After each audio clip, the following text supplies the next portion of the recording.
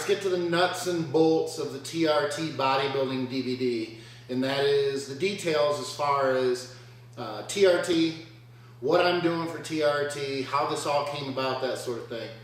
Most of you know the story, so I'm not going to bore everyone with the long version. I'll give you the Cliff Notes version. But essentially, I was cycling per normal through 2013, always doing blood work once or twice a year, never had any problems, was never out of range even while I was on. Pretty good deal because most people can't say that. I may have been at the high end of the normal range, but I was never out of range. So 2013, got blood work back. Doctor and I said, this can't be right. There's been a mix-up, something happened at the lab, something like that, somebody else's blood work. It just didn't add up based on what my blood work had always looked like. So they redid it, and it was the same. So in a nutshell, I had RBCs, hematocrit, and hemoglobin that were off the chart. Essentially, my blood viscosity was pretty bad. It was pretty thick.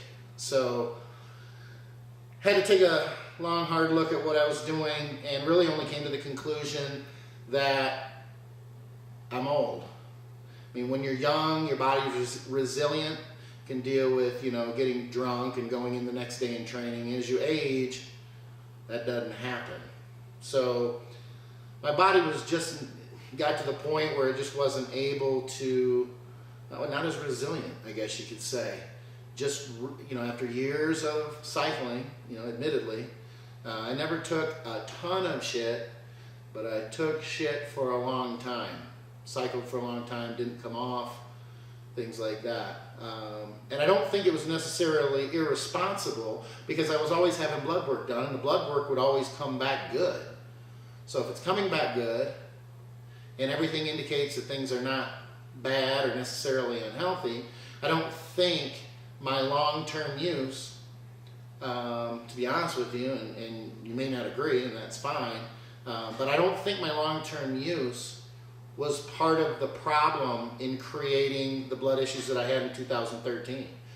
I think it was just simply age. Now, it could be argued that, much like drinking alcohol, that your liver may process that alcohol, for the first 5 years that you're drinking, and then once you get to the 15th year or the 20th year, doesn't process that alcohol as well, so that could play a part. Point is, long story short, 2013 was kind of a year that I had to sit back, evaluate, decide what I was going to do. And it wasn't a very difficult decision in that I have too many other things going on in my life besides bodybuilding and chasing that big state win or regional win, that it wasn't anything. I didn't want to trade my health for any titles or trophies, especially when they're not going to be high-level national trophies. Not going to get a pro card out of the deal, that sort of thing. Now, I don't know that I necessarily would have made a different decision if I had the potential to win a pro card or high-level, amateur shows. In reality, I think it's easy for me to say that my health comes first, and I have so many other things outside of bodybuilding that I didn't want to take that risk. So what I had to do is I had to come up with a way to be able to maintain as much of the muscle that I had built over the years, 30 years of training and all that sort of stuff, and minimize the risk, and that's what brought me to the TRT approach. I admit, at first I thought I was going to end up 170 pounds, looking like I ran marathons and had a metabolism of a 16-year-old, where I just ripped through calories. I was lean and looked stringy and stuff like that. And as I got into this approach more over the last couple years, it took me a couple years to figure this out. This isn't something that you just switch to TRT dosing and, oh yeah, everything's fine. And it took a couple years for me to really get this nailed down. When I say nailed down, blood levels where I wanted them and where I was comfortable with them based on, cost to benefit, risk, my conscience, what I was comfortable with essentially. And what I settled on was I've been keeping my blood levels right around 1200, 1250. To do that, it has taken me, even though it changes every now and then, it fluctuates a little bit, it's usually in the 200 to 220 milligram per week of testosterone dosing. And I don't just take one ester, I actually take two. I combine cypionate with propionate. I take 50 milligrams of cypionate and 60 milligrams of propionate twice a week. I try to dose those roughly 84 hours apart, so something like a Monday morning, Thursday night sort of thing. The reason I do that is just to try to maintain blood levels as much as possible without having to deal with a more frequent injection cycle or schedule, I guess you could say. Twice a week is pretty easy to do. You can also go sub-Q, which I do for a long time. I actually alternate. I may do those dosings for a few months sub-Q, and then for a few months I may go to IM injection. I notice no difference. I've had blood levels done and blood work done, both when I was running them sub-Q and when I was running them IM, and there's just not enough of a difference to even matter. I combine anti-estrogen use with my testosterone dosing to make sure that my estrogen levels aren't out of control, yet they aren't too suppressed. Briefly, I was using Arimidex, which is just, in my opinion, it's just overkill. Arimidex and letrozole are so strong that, in my opinion, unless you're competing and you're doing really high levels of exogenous testosterone or androgens, that aromatize, I just don't think that using either one of those compounds for any length of time is a very good idea. There are always exceptions. If you have problems with estrogen levels and you run naturally, or you tend to run higher with your estrogen levels, I get it. Then you're going to need something stronger. Arimidex and letrozole, though, usually will destroy your HDL, your cholesterol profile, which isn't terribly good when you're trying to put health forefront. You're trying to pay attention to your health and stay on these compounds for a long time. I basically, with this TRT approach, I've come to the fact that I'm going to be on TRT dosing for a very long time, probably the rest of my life. To do that, I want to be able to counter estrogen with a compound that I can run for a very long period of time as well, with little to no break. Arimidex and letrozole don't allow me to do that because they crush my HDL, and that, in my opinion, puts me at a risk, of my health as far as heart disease and cholesterol that I don't want to have to deal with. So I go with exemestane or aromacin, and I dose that at was dosing that at 6.25 milligrams a day. Exemestane needs to be dosed daily, where Arimidex and letrozole can be dosed either every other day, every second or even third day. I did switch that from using aromacin to just using Novadex at 20 milligrams a day. That's only been a few months. I do like the difference. I tend to have a little bit better sex drive, things like, not that I had a bad one anyway, you know what I'm saying. But I do notice subtle changes that I like with that. Plus, Novadex tends to keep your HDL levels higher anyway. Not that exemestane necessarily ruins them, because exemestane is actually very good on your lipid profile, but Novadex is known to increase that HDL, and mine actually went up. It only went up a handful of points, but a handful of points is a handful of points. So I'll take it. Oh man, take what I can get. Running MK677 with that too, instead of growth hormone. I feel strongly. I'm not a big fan. People who know me, and if you've heard my opinions over the years on supplements and nutrition, things like that, I'm not a big fan of over-the-counter supplements. I do believe in BCAAs. I do believe in a good fat burner. But I'm not big on pre-workouts. I'm not big on creatine. I think a lot of these things, to me, are just a waste of money. To me. So if you feel like you want to get a better pump, or it gives you a better pump, great. I say get a great pump with your workout, not necessarily what you're taking. But anyway, that's up to you. That being said, I was very, very skeptical of MK677 for a long time. I was hearing real good feedback from other people that I respect, you know, their opinions I respect. So I started to think, well, maybe I'll take a closer look. The thing is in the line of work that I do and in my position, I hear things every day about, oh, this supplement is great. Oh, I use this supplement, it's awesome. If I looked into every single supplement that I heard was great, I would have no time to do anything else, and I still wouldn't cover all of them. So what I tend to do is I make a mental note if I hear something about a supplement, and if it seems to be recurring and it comes up over and over, then I'll think, okay, I probably need to look into this. And that's what I did with MK. So I decided I would use it, put the growth hormone aside, and I feel strongly that MK677, a good quality source of MK677, because there's crap out there, of course, like there is with everything, but a good quality MK will give you the same results as a couple IU, sometimes as much as 3 if we're talking generics and kind of low grade GH. 2 to 3 IU of generic growth hormone. That's a pretty big deal as I spit all over everything while I'm talking. It is. It's a big deal for a couple reasons. Number one, legality. It's still legal. I'm sure the FDA will get to it soon, eventually, because it works. Anything that works, you know, got to pull off the shelves. But in the meantime, this stuff is great, and it's still legal, which is a big deal. It's also very cost effective. At what, 70, 80, well, usually you can get ripped off, but if you're paying 70, 80, maybe even $90 a bottle for about a month's supply of MK, that's decent. So clearly that's more cost effective than using growth hormone for a month, which even generics are going to run you, you know, usually twice that, and then go up from there. Now, if you're talking about a higher dose of growth hormone, where you start to get into 4, 5, 6 IU, clearly MK isn't going to keep up with that. So then you may think, well, I could dose it twice a day. No. I've tried dosing it twice a day.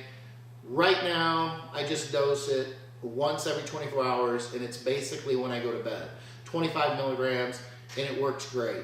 I doubled that, not by taking 50 milligrams before bed, but by taking 25 milligram every 12 hours, and noticed no difference other than I was obviously going through the MK twice as fast, which is a relatively cost-effective experiment in the sense that after about a month, you know, I knew right away that there wasn't any much of a difference, or it wasn't worth doubling up on the dosing. So I just recommend you to stay in the 20 to 25 milligram. Most people staying in that dosage are going to get really good results from it, provided that you respond to growth hormone. You are going to have a lot of water retention. The large majority of people are going to retain water. I'm sure everybody listening to this has heard that. The cool thing is the large majority of people also will have that water retention subside dramatically or reduce dramatically after 2 to 3 months of being on the supplement. That's a big deal. Because I know I was holding a lot. My blood pressure was up a little bit, but I was holding a lot of water. So I started pushing more water, and that helped.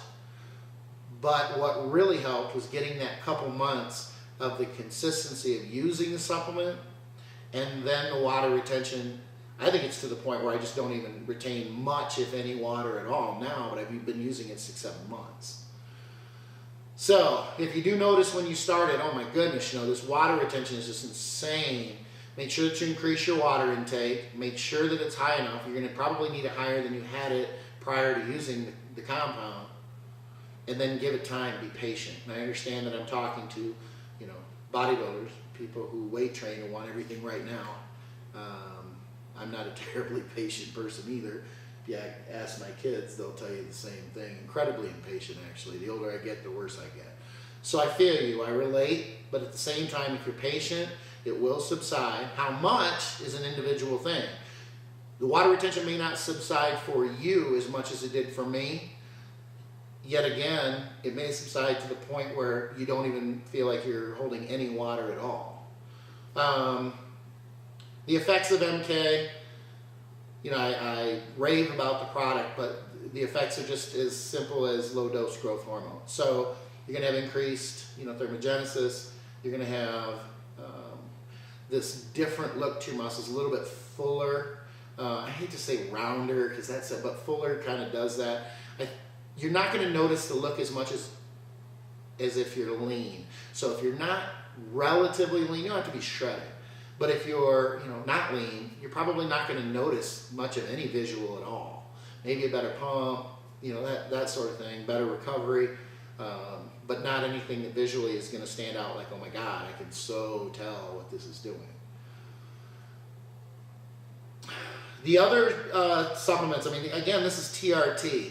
So the use of compounds is incredibly limited. I define TRT bodybuilding as, and this is important because there's a bunch of different definitions out there. It's my DVD, so I'm giving you my definition. My definition of TRT bodybuilding is very simple.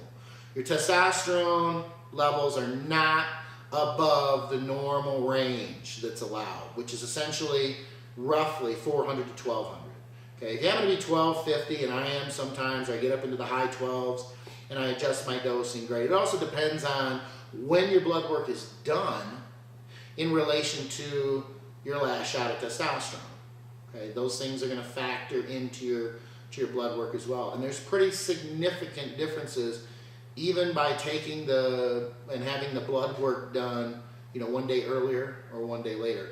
So I would highly recommend that you have blood work done not only consistently, but that you consistently have it done on the same day with the same dosing schedule.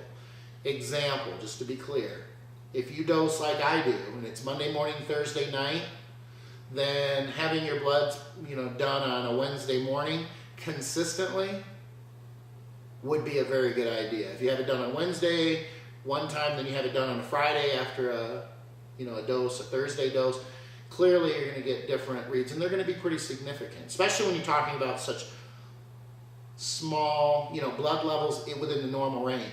If you're talking about just being mid-cycle and you're a competitor and you're going balls out, it's not going to make much of a difference whether you're 7,000 or 5,200. Okay? When you get into these smaller numbers, the more normal range or the regular range, the timing matters quite a bit. Huge differences. So with this TRT definition, the other question that I get is, okay, so I understand where you're coming from for the TRT bodybuilding being, your blood levels under 1200. What about growth hormone? What about using T3, T4, clenbuterol, all this sort of stuff? These are tough questions because, again, everybody's got a different idea. I guess I'm basing my responses to these questions on what I'm comfortable with based on my health. Okay, so I've set the parameter for testosterone. As far as growth hormone, I guess if you're taking, 10 IU of growth hormone every day, it might not be considered normal range for growth hormone IGF levels. Okay, I haven't given this a whole lot of thought as far as I don't want to lay down and be the TRT god that says, well, this is what the rules are, this is what the parameters are. I'm giving you my parameters for me based on my comfort levels based on my health and the risk that I'm willing to take. So for me right now, I'm not going to go to growth hormone use. I'm going to stay with the MK. I have no real reason. I'm also not a peptide guy for what it's worth, GHRPs and things like that. Not a big peptide guy until it comes to Melanotan, which I'll get to in a minute. Other things like clenbuterol I consider not terribly safe. So I tend to leave those out. There's no levels, there's no blood levels. I just think the clenbuterol use it's really rough on the heart. I think it's really rough on the body. It increases blood pressure considerably. So I'm not a fan of that when it comes to falling under the umbrella of TRT bodybuilding. Again, that's just me. T3, T4, if you're out of range and you can use some T4 or even a little bit of T3 to be in range, great. If you're shutting, things down, or your TSH levels are in the toilet because you're using a ton of T3 to get lean, I think we can all agree that probably wouldn't fall into the TRT bodybuilding approach. I take Cialis daily essentially to bring blood pressure down, or to help bring it down or help keep it lower. It helps to keep my blood pressure about 8, in the area roughly, give or take, of about 8 points, which is pretty significant, really. So I take that at 20 milligrams a day. I don't have my glasses on there right here, but I've got it all written down. 20 milligrams a day when I get up in the morning. The only other compound that is questionable for TRT bodybuilding that I do use and want to discuss briefly is insulin.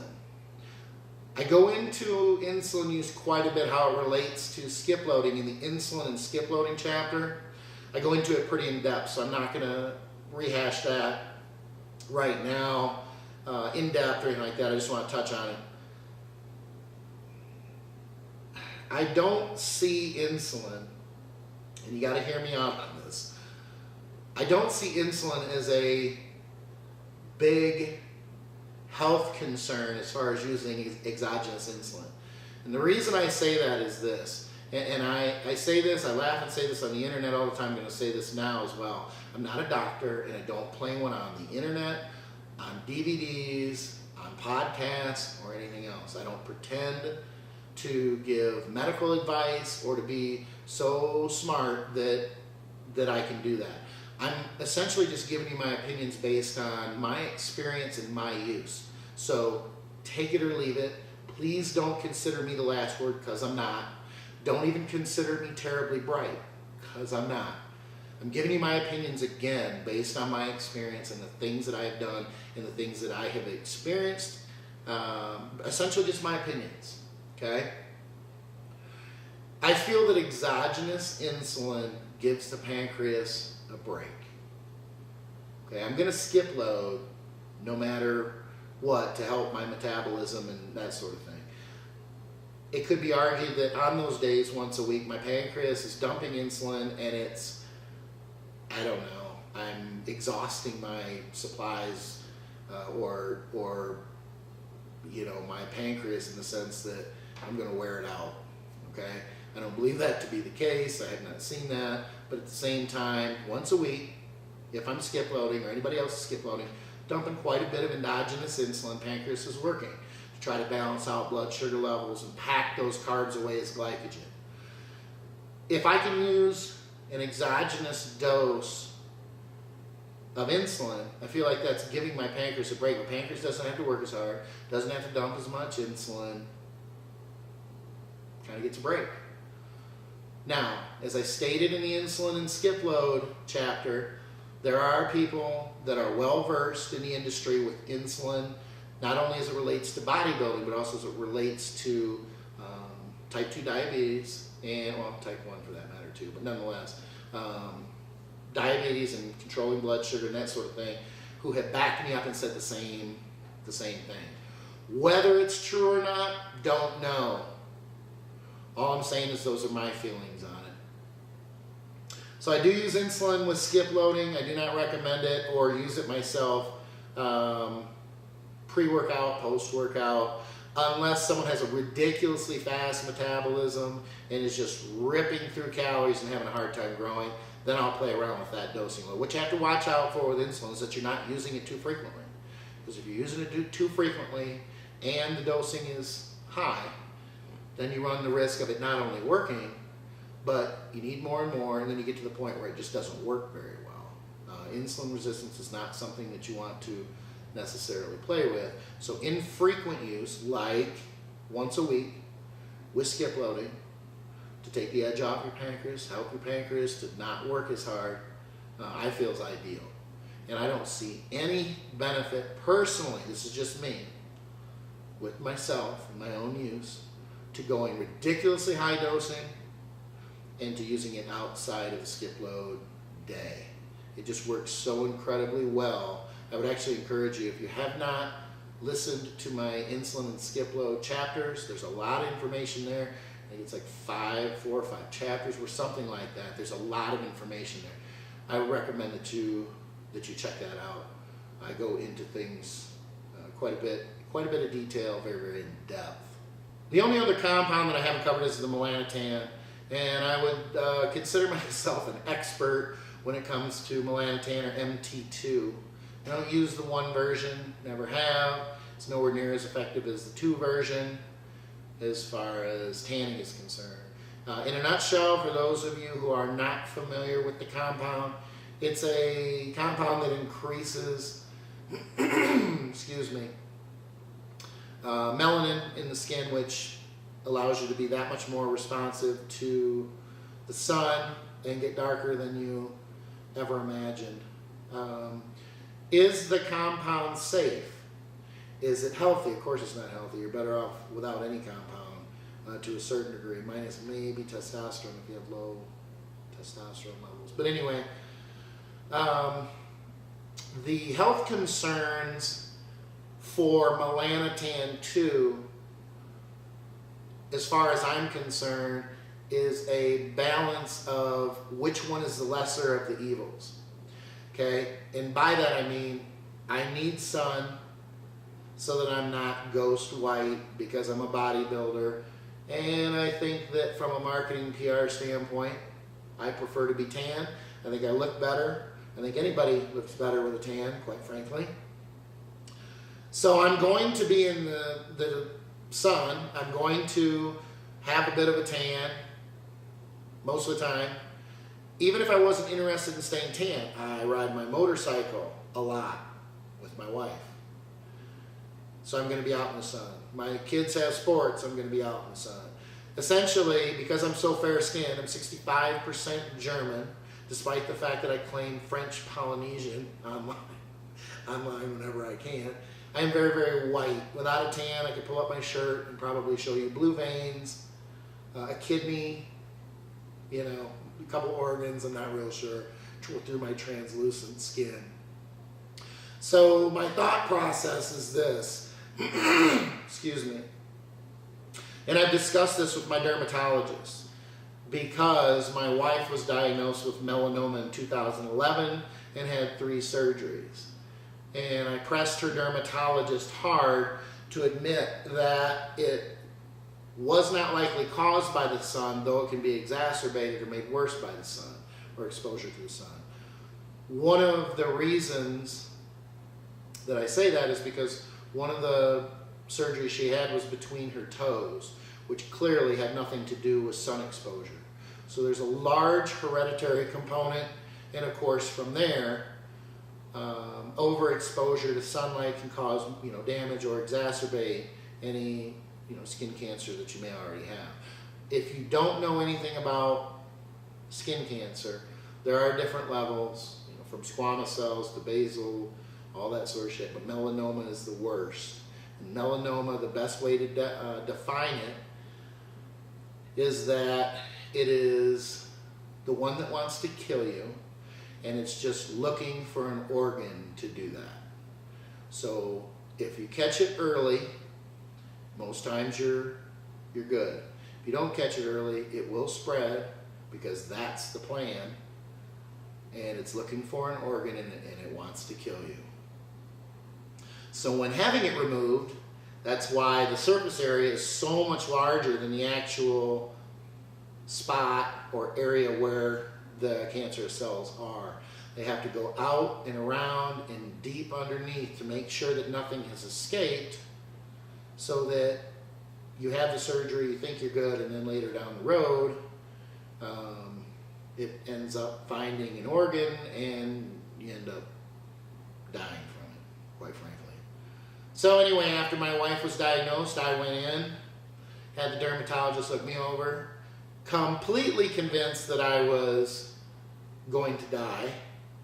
And I got the news that I was actually, they had no concerns. And they went over every crack and crevice of my body. So I had the unfortunate situation where I had to tell my wife, oh, I've spent 10 times more time in the sun than you have, and I have nothing. So she was probably glad to hear that. But on the other hand, was probably like, well, that's weird, that's not fair. I also had a long discussion with the dermatologist about Melanotan too, because she wanted to know why I was so dark, and she knew better. So I explained it to her, told her that I didn't want her to preach to me, that I wasn't going to listen to it, but that I would discuss things and wanted to ask her some questions and everything. She was actually very cool and very open. I think she was interested in the Melanotan because she didn't have a lot of information on it, certainly didn't have anybody firsthand that she could get information from until me. So she backed up my thoughts of why I use Melanotan, and that is that the large majority of issues or cancer from sun exposure is overexposure where the skin burns. It's not necessarily just exposure or just tanning. Okay, and the reason I say that is because, and I brought this to her attention to ask her the same thing if she felt the same way. And that is, if it were actually just exposure that caused skin cancer, as far as demographics are concerned, people closer to the equator or in tropical climates and climates that have so much more sun exposure is where you would have the large majority of cases of skin cancer. And it's exactly the opposite of that. Where you find the most cases of skin cancer are in fair skin populations where they are not used to being out in the sun. So what happens is when they get out in the sun, that fair skin comes in contact with the sun and they burn very quickly and they burn badly, and it's that type of damage that causes skin cancer. Now, she backed me up on that, which I appreciated because logically it makes sense. So it comes back to, or I come back to my philosophies around tanning, and that is I'm better off using Melanotan. I don't want to say as a shield to skin cancer, but to a certain degree, it kind of is, because I don't ever burn. I tan a couple times a week in a tanner year round so that I stay tan. My skin is used to the exposure, so I don't, the old cycle was this. I would start tanning in the spring like everybody else does. I would burn, and then I would start to tan. Then I would get into the summer and I have a decent tan. Then by the end of summer, stop, skin goes back to white, repeat the cycle the next year. So every year I was burning to get color and then would give it up and do it. Since I have kept with this year-round tanning, I don't burn. There are a lot of times where I'll go out on my motorcycle and it'll be a 90-degree day and we're riding for 8 hours. As long as I cover my head with a bandana, I don't get burned. My shoulders don't get burnt. My nose might get a little pink, I guess. But I never get to the point, it's very, very rare that I get to the point where I ever burn or peel. And that is where I believe a lot of the damage is. And again, my dermatologist backed me up on that. If you talk to 20 different dermatologists, you may get 5, 10 different answers. I am comfortable, and this is the important part. I'm comfortable with my exposure. I'm comfortable with the risks that I'm taking, and ultimately, that's what matters. You may not agree. Doesn't matter. You don't have to deal with the consequences. You don't have to deal with my decisions. I do.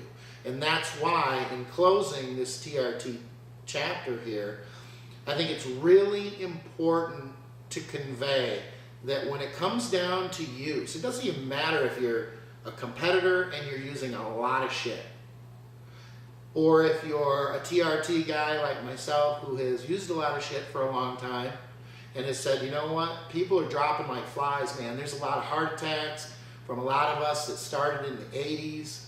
We're getting older. I want to continue to do this. I want to stay in great shape. Okay, I may not be huge and I may not be, I may not continue to grow and get larger, but I'm healthier and I still look like a bodybuilder and I have all these other things that I want to do and I don't want to die.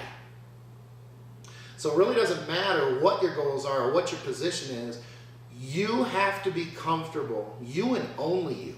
Maybe your wife or spouse, okay? Maybe that's another person that has to be comfortable with it too. But outside of that, everybody else can eat a bag of dicks because it doesn't have anything to do with anybody else. their opinion. They don't have to deal or live with your decisions, you do. They don't have to live with the consequences of your decisions, you do. So if something happens to me tomorrow and I get skin cancer and it is attached to my organs and I'm terminal, I'm going to have to be able to say to myself, well, I made those decisions. I lived by those decisions. It is what it is. Because I didn't make those decisions just haphazardly or without being informed or without giving it a lot of thought. And I would encourage you to do the same thing. Because if anything ever happens, you don't want to have those regrets. And you don't want to say, man, I wish I would have. I wish I didn't do this, or I wish I didn't do that. It's a tough spot, but I'd like to think that I'd have to just eat it and basically say, I made those decisions, I was informed. Kind of sucks. Maybe it sucks a lot. But I got to live with those decisions. They were mine.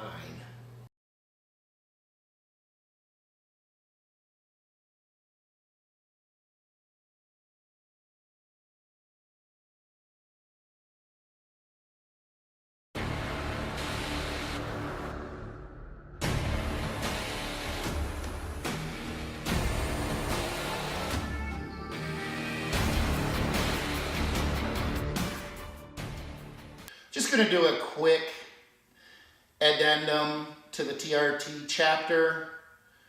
I am sitting at roughly 8, 10, and 12 weeks out from projected shows that I have on the radar. I have not chosen which shows I'm going to do yet. It will be up to how Mrs. Skip progresses and how she's doing, whether we want to travel for a couple of the shows or if we just want to stay at home. So we'll make that decision in the next 3 or 4 weeks, but I did want to note a very important change to my TRT protocol. Last week at roughly 9 weeks, so it had been 9, 11, and 13 weeks, I decided to make the change from just running TRT testosterone at 225 milligrams a week, which had my blood levels between 12 and 1250 pretty consistently. And I've been doing that since 2013.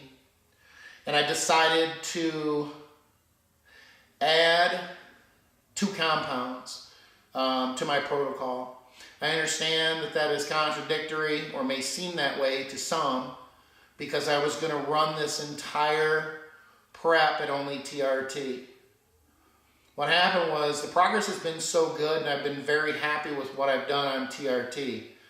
But if I'm being completely honest, I'm actually so happy with how things are going that I know by adding a little bit and still being responsible and being smart that I will remain healthy for this last 9 to 12 weeks and then be able to come off, clear my blood numbers, and then go back on TRT again. I want to be the best that I can. That doesn't mean take as much gear as I can take, but it does mean that as I continue to diet and get leaner, I don't want to go through this process and be disappointed with the outcome. Yes, I'm TRT. Yes, I'm 47. To some of you younger guys watching this, you might think, oh, it's a big deal. You're just an old guy, and yeah, you're not as good as you used to be. And I was never that great to begin with, admittedly. But the passion and drive that I have to still be the best when I stand on stage is still there, and it's no different than it was when I was in my 20s. The only difference now is I want to be healthy. And I made this decision, not lightly, but knowing that I wasn't going to trade my health for the small changes that I made. So the changes that I made are very, very simple. And you may think, oh, that's not even that much, that's not a big deal. But it's enough that it's no longer TRT to me. So in full disclosure and being transparent and being honest, it's only fair that I am clear with everything that I'm doing and anything that I'm changing. So I'm adding to the 225 milligram testosterone a week, which is my TRT, has been for a while. I'm adding 200 milligrams of EQ a week. And I'm dosing Anavar 15 milligrams twice a day. That's it. You may think, well, why are you changing if it's really not that much? When you've been running TRT since 2013, it may not seem like much of a change to you, but I will respond to it very, very well because I've only been running TRT for 14, 15, 16, 4 years now. Okay, so I anticipate that the change will be pretty good. Am I going to all of a sudden blow up? No. Am I all of a sudden going to get leaner and harder? I might get leaner and harder because I will be carrying a little bit more muscle. The dieting probably won't eat up muscle tissue as much, so I may remain a little bit fuller and a little bit bigger. But do I think the change is going to be drastic? I do not. Do I think it's going to be obvious? I don't know. I guess I'm not real sure. It's only been a week. I see a little bit of a change, but nothing major to this point. I am comfortable and good with this change though. I feel real good about it. I don't feel anxious that I am in any way taking a risk or a gamble that I shouldn't be taking. Again, right after the show, I won't just go back to TRT because my blood numbers will not fall quickly enough that way. They would fall much slower and they wouldn't fall as far as if I just come completely off. So what I'll do is I'll come off completely, TRT and everything, for 6 to 8 weeks post-show and then go back on TRT. I'll obviously get blood work done. I will share that with anybody who wants to see the blood work, just to know what those differences are, what my blood numbers were, what the change was, because again, I did not have any blood issues until 2013, and it took me a while to get it right with TRT, but I'm well within range on TRT. So it's going to be interesting to see if even this small change takes my blood numbers out of range, or if I'm still in range and no real big deal. I also have to take into consideration that I live at a 9,000 foot elevation, which I've said numerous times throughout the DVD because it's important when it comes to things like cardio and training and blood numbers, because the elevation changes your blood viscosity. And because I live at a higher elevation, I have top end numbers that are higher. I have an allowable higher number for my hematocrit, hemoglobin, and RBCs. So I may show you my top end number, and if you didn't know my elevation, you would think, oh my gosh. But that number to you at sea level is completely different than it would be to me at 9,000 feet. So I will share those numbers. I'll share that information. I wanted to make sure that I put that out there. Again, it's full disclosure. I don't want to ever mislead anybody or not be forthcoming with everything that I'm doing. I have put everything out there, maybe to a fault, but I feel to give people the information that I want to give as far as how much muscle you can retain on TRT after you've built a substantial amount of muscle over the years. I think it's important to just put out as much information as I can. The demographic that is listening to me, the late 30s, 40s, and into their 50s, I think will respect and appreciate that I'm giving as much information as I can possibly give. I hope you agree.